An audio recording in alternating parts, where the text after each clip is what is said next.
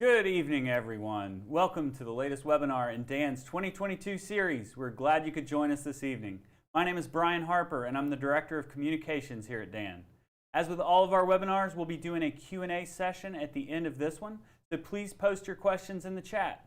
If you're watching this on the events page of dan.org, you won't be able to post questions, but if you mouse over the embedded video player, the name of the presentation will appear at the top of the player. Click that and it will take you to Dan's YouTube page and you'll be able to post your questions in the chat.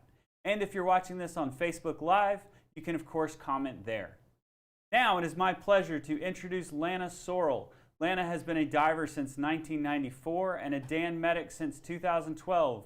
She is a CPR instructor, a diver medic technician, a PADI rescue diver, a Dan instructor, and a Level 1 EMS instructor with more than 35 years of experience in pre-hospital emergency medical services.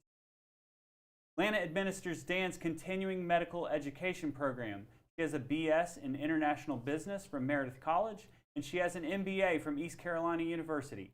Her favorite dive destinations include Bonaire, the Cayman Islands, and Australia. Tonight, she will be presenting personal emergency action plans and why you need one. Thank you so much, Brian. Welcome, everyone. We very much appreciate your attendance. Thank you for joining us tonight. As Brian said, tonight's topic is personal emergency action plans and indeed why you do need one. So let's get started. What are we going to talk about tonight? So the objectives for tonight's talk are, we're going to define exactly what is an emergency action plan or an EAP. Why is it important that you create one before you leave for your trip? What are the issues behind the medical clearance? Because clearance is destination-based. We'll get into that a lot further later on. What are the roles and responsibilities for both you, the dive operator, the resort? We'll go through all those. We will also explain the difference between a rescue and an evacuation. We will discuss why communication and documentation is so very important. Again, the importance of dive accident and travel insurance if you do decide to travel. And then we'll talk about our pre-planning, our planning during the event, and then our post-planning. We will refine our EAP for the next trip. And what do? We plan for the worst and hope for the best. Please forgive me, my graphic I stole from a colleague, I don't mind saying, but hope is not a good plan. So since hope is not a great plan, what do? So in order to talk about an emergency action plan, we first have to define exactly what it is. However, in order to define accurately an emergency action plan, let's first define what exactly is an emergency. An emergency is defined as a sudden, urgent, unexpected occurrence that requires immediate action. Well, our emergency action plan then means it's a predetermined course of action intended to mitigate a potential emergency or damaging situation that might endanger or harm people, property, or a business's or a professional's ability to function safely. Now, emergency action plans are location specific, which means you will need a different emergency action plan for every destination, every dive trip. Even if your trip includes only one dive, we recommend that you do an emergency action plan even for that one dive. They're extremely important. So what are some of the considerations we need to think about when we create our personal emergency action plan? Are you land-based or are you on a liveaboard? There are differences. Each have their own concern. When we talk about destinations, are there security issues? What is the crime like? What is the political climate like? What is the weather? Are there any concerns? Are you traveling to Florida in the middle of hurricane season? Are you going to Indonesia? Are you at risk for a tsunami? Are you traveling to California at risk for earthquakes? You can see this can get quite complicated. What are the local health concerns? You'll notice the graphic on the right-hand side is just a snippet from the CDC website. So before you travel, when you do your personal emergency action plan, please visit the CDC website. It's pretty simple. It's just cdc.gov. There is a destination link on their website that allows for you to put in your destination. It gives you all of the requirements to enter the country, things like vaccination requirements, health concerns. Malaria risk is a pretty popular one.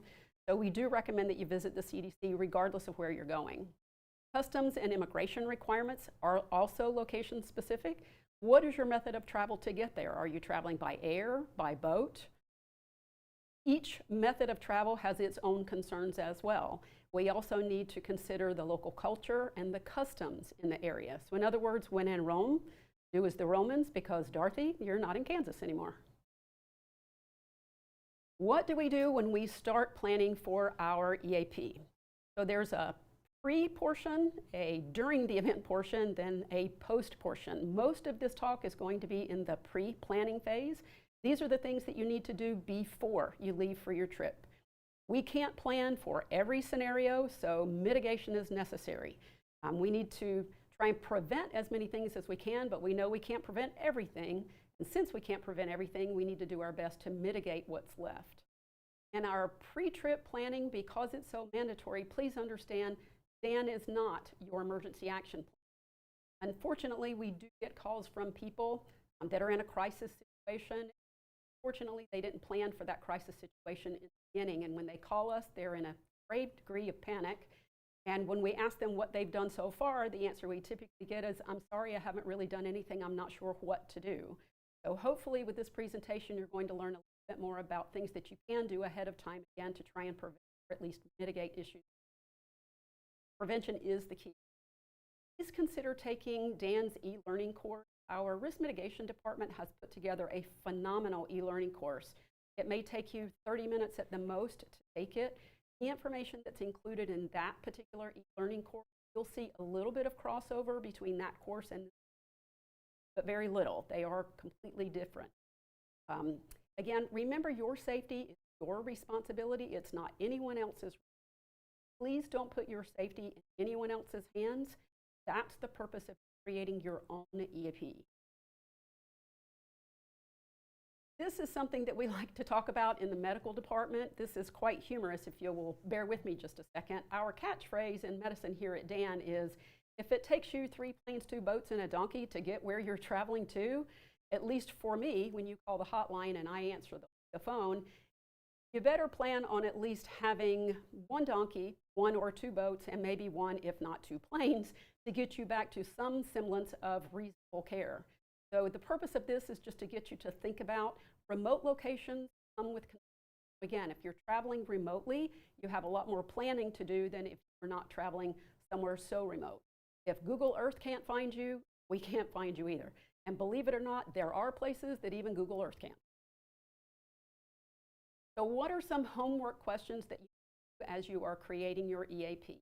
First, does your provider have an emergency action plan? In other words, the resort, the dive shop, the live-aboard company, whoever it is that you're traveling with and where you're going, they should have their own emergency action plan. The first question you should ask is, do they have it? If they do, fantastic. Ask them to see it. Get them to provide you a copy. If they don't, you may want to consider finding another provider. What are the local resources like? How on earth are you going to contact EMS? You know anything about the local clinic or hospital? You know any information about the airport? Please, you have to understand that when you leave the US, destinations are not like the US. There are a lot of differences, even close by. Some of the Caribbean islands are not very far from us from a distance. There are a lot of things that are different there than there are here. If you are going to access the resources where you are in your destination, that particular resources need to have dive medicine knowledge? The answer is no. Yes, it's good to have, but that knowledge is not necessary in order to at least help you in the interim. We have a preferred provider network. Dan has a global list of resources. And if you're going to be traveling somewhere, because we have relationships with so many physicians, facilities, things like that, please give us a call. We are more than happy to provide you with the list of resources at your destination. If you're worried that you're going somewhere and it's foreign to you, you've never been, give us a call. We're more than happy to help. If we have resources in the area, we will absolutely give you that information.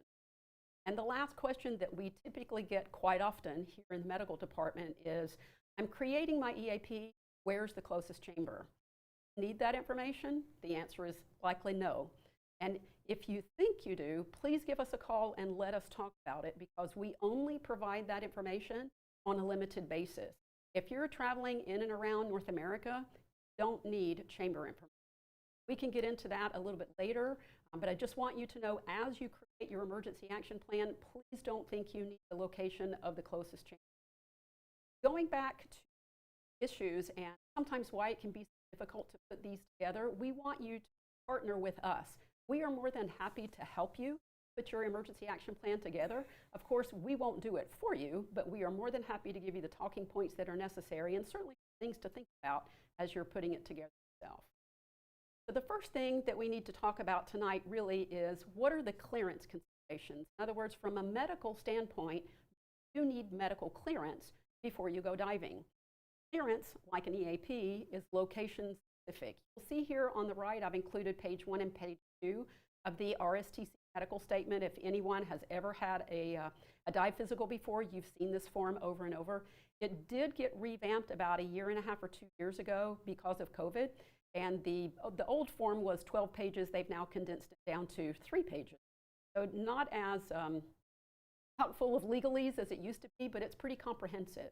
And if there's any reason why you may need a dive physical before, please make sure you make arrangements for that far in advance of your trip.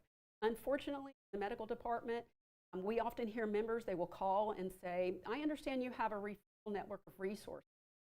Can you give me a referral to a physician because I need a dive physical and I leave on my trip on Saturday? That is not going to happen. I doubt very seriously you are going to find a physician that can complete a dive physical in 4 days. So pre-planning is important. If you need a dive physical and you need a referral, please make those ahead of time. Once you have your dive physical, you have your completed paperwork, please leave a copy with a trusted person behind. Keep a copy with you, travel with it. If you have not been diving for time, please be out your first destination. A lot of us have not been diving in a couple of years because of COVID. Many people also have changes in health status. So if for some reason you haven't been diving in a while, please don't let locations like Truck Lagoon, Coral Islands, Cocos Island, Galapagos, or Wakatobi, Indonesia, that should not be your trip if you haven't been on a trip in a while. They are all remote and they are all very difficult to manage. Please be responsible, use common sense, never ever rely on others. Your safety is your responsibility. Pre-trip planning regarding insurance. I'm not going to spend a whole lot of time on the aspect. However, these are important things that you need to know. You would really be surprised how many people that an evacuation is from a hotel room or a hospital, or even from the middle of the ocean to a clinic. There are distinct differences between a rescue and evacuation. I'll define those in a second. I do want you to know, however, that there are distinct differences. As many people think, Dan does not have a helicopter on the roof. We don't have a chamber in the basement. The graphic that you see right, never happened. Please read your insurance policy in total, from front to back. I know it's arduous. It has a lot of incomprehensible language at times, a lot of legalese. It's very important that you know the information that's in it. Whatever your insurance policy doesn't cover, you need to identify those gaps and mitigate those gaps as much as you can, possibly with an additional travel policy. Now, with some insurance companies, Dan, our dive accident policy is made on a reimbursement basis. Means if you have to see the doctor, you pay for that expense out of pocket, and then when you return home, file for reimbursement. It's covered under your policy, of course, we'll get you that.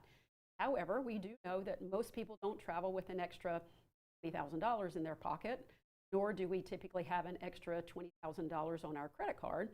So for those very large expenses, say a chamber treatment or a decompression illness, our plan does offer the for a guarantee.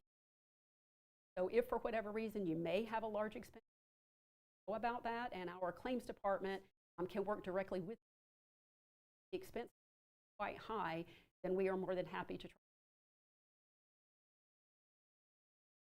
Again, please, if you are a U.S. citizen or a Canadian citizen, you are covered for Medicare or the Canadian National Service, you are going to need a supplemental policy if you travel outside the U.S. because those plans do pay for anything outside the country. Now, let me stop for just a second and help everyone understand the difference between a rescue and evacuation.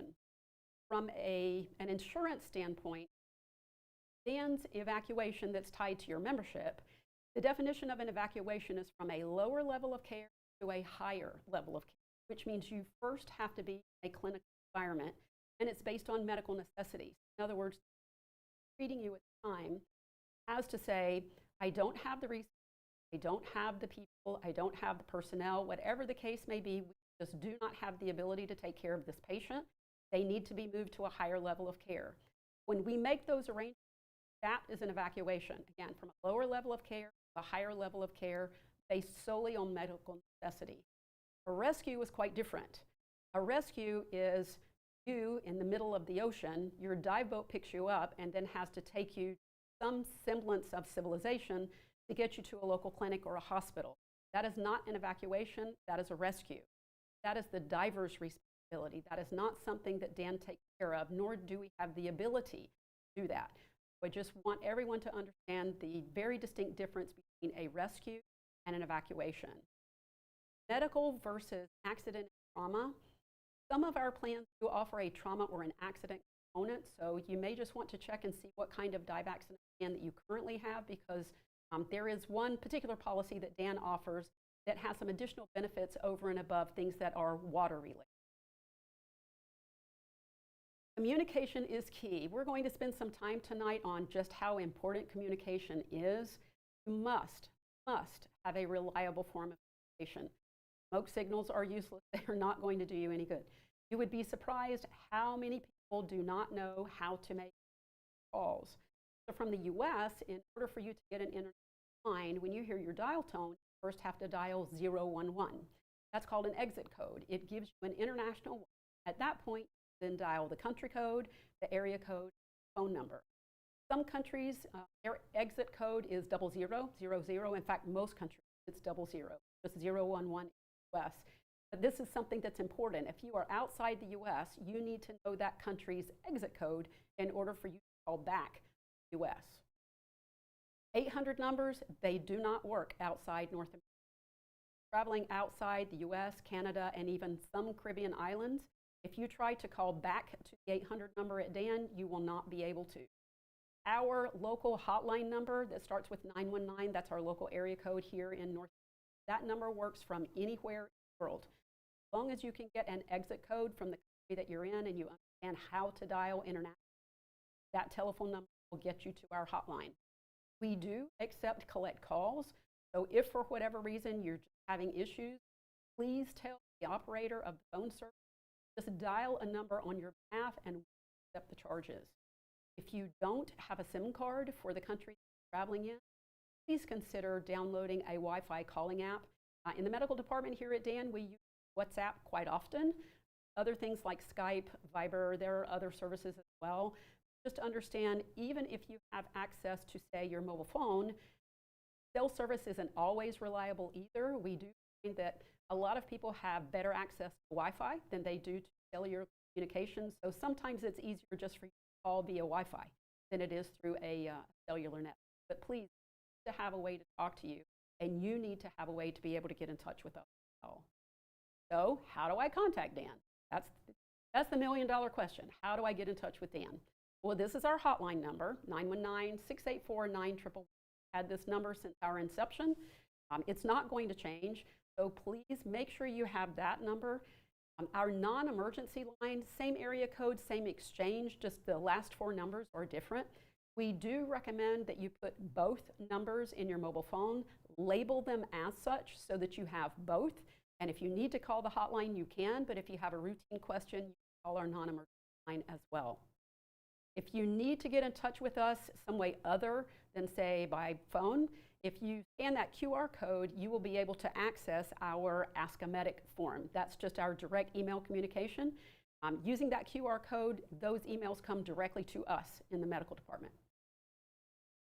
Again, following on the topic of communication, please have a list of contacts. These are important items that you need. I'm sure there are others, so you need to retrospectively think about what's specific to you, but these are just some talking points.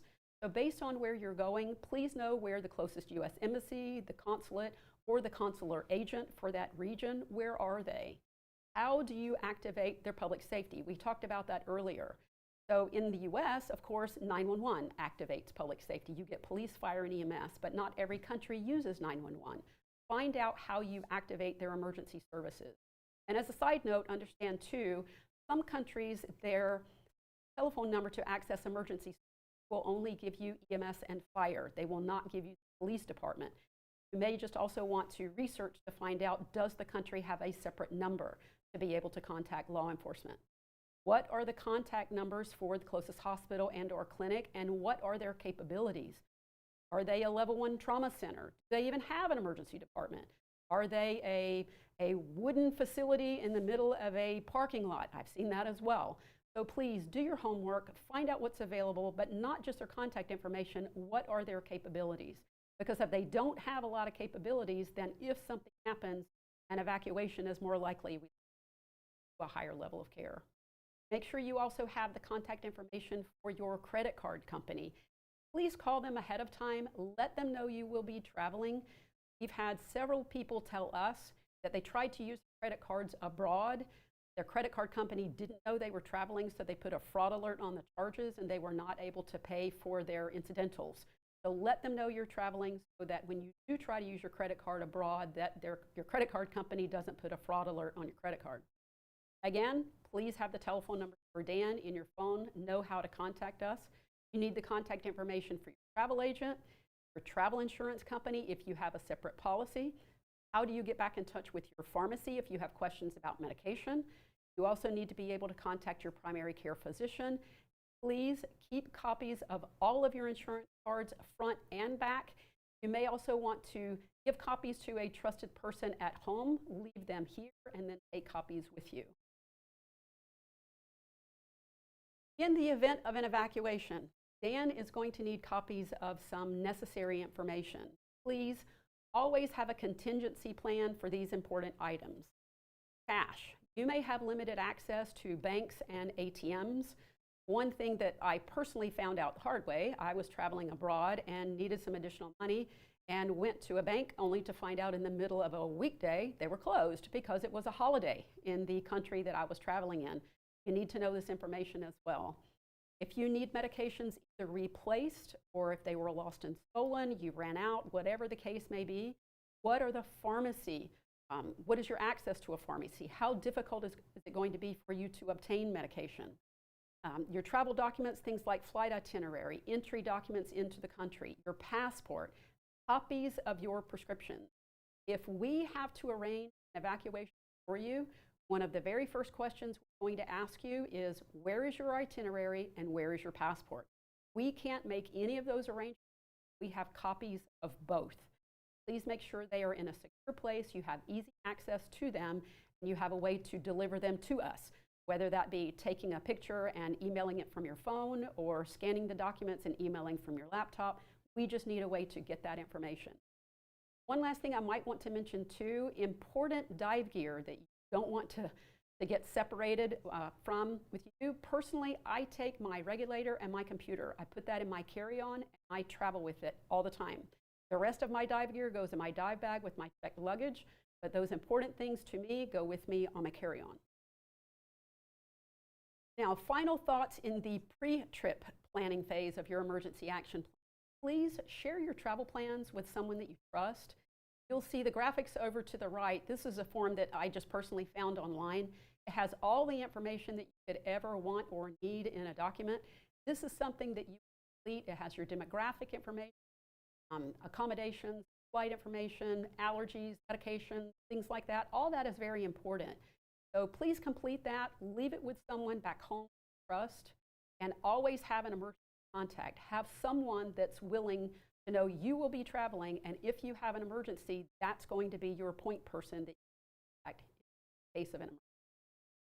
Double, triple, and quadruple check everything, and take notes throughout. So as you're going through and making, you're creating your emergency action plans, you're taking notes, you're writing all this information down. This information is going to be helpful to you moving forward when you create your next emergency action plan based on your destination.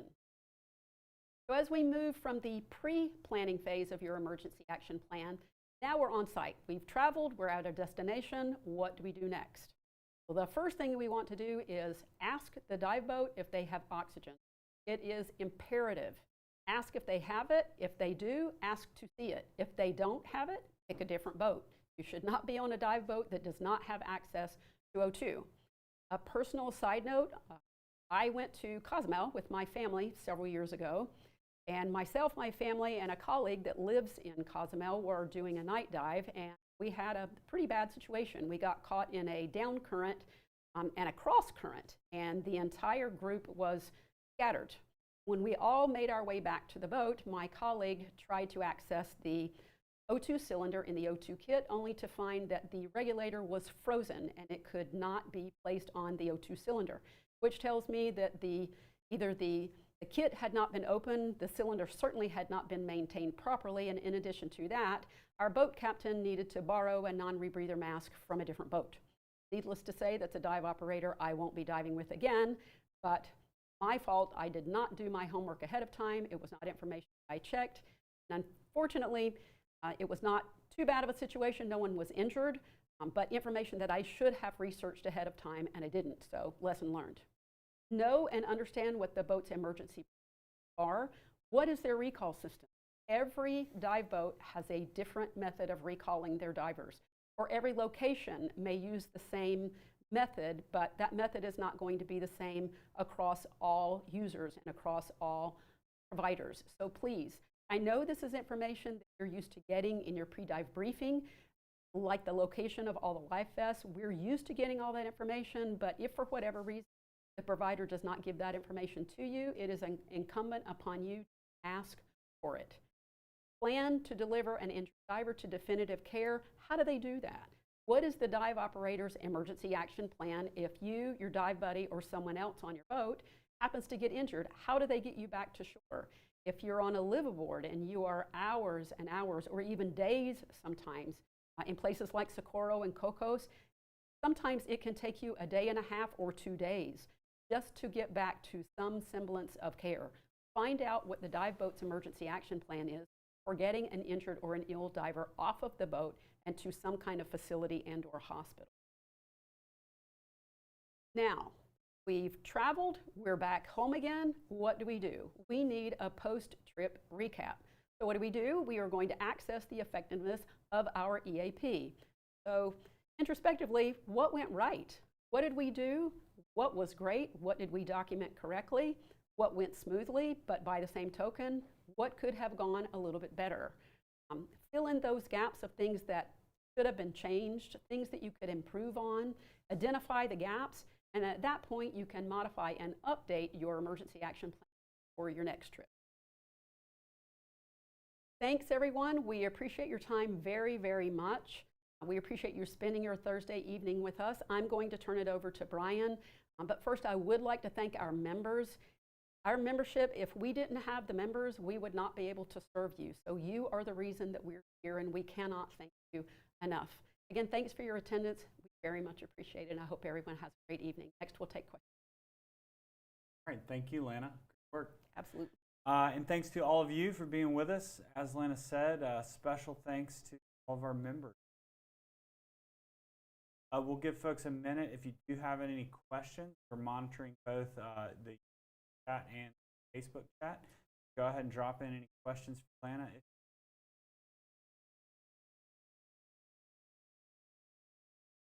Screen rolling.